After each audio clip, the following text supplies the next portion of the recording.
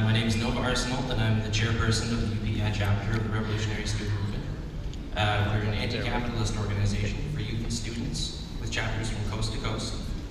We oppose the proposed closures because we believe that they amount to an attack on working class communities, and in particular, the children in those communities. I'll explain in what way this issue affects the working class as a whole. In order for people, as workers, to get decent jobs with livable wages, to make healthy decisions in life, and ultimately, to liberate the working class from capitalist exploitation, education is of utmost importance. This education must be as cheap as possible, preferably free of charge. It must be accessible to all, and it must be thorough and accurate. Schools must also provide programs for children with special needs and services that benefit the community as a whole. In the case of St. Jean Elementary specifically, we have it. Contrary to what the government-appointed school board has said, an average class size of 17 to 18 students is not underutilization.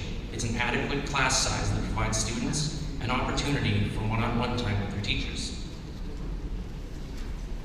Operating at 100% capacity should never be the goal, as any influx of new students, in the case of refugee students or new immigrants, would abruptly overcrowd the school and put unnecessary stress on both the students and the teachers.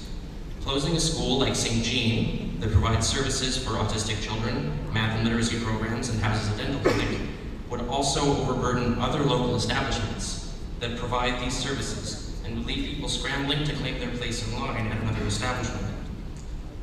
Affordability and the cost of travel would also become major issues for families who have to travel longer distances to take their children to school, or for those who may have to relocate to make transportation easier. This would impact poor working class communities and rural residents the hardest.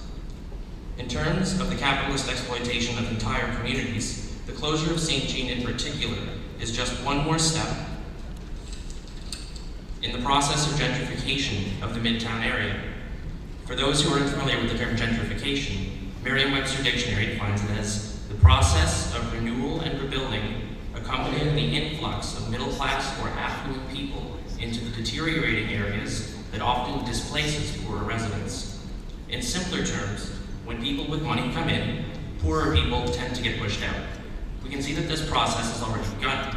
The construction of pricey condominiums on Passmore Street and the blocks surrounding it, the closure of the Co-op grocery store just a few blocks north, are the early factors of making this area unsuitable for poorer people. The next major obstacle to the gentrification of this area is St. Jean Elementary. Now, I have no ties with local political parties, businesses, or developers. I have no insider information on this issue of gentrification. But, to paraphrase Bob Dylan, who I'm sure you're all familiar with, I don't need to be Boomer Glenn to know which way the wind is blowing.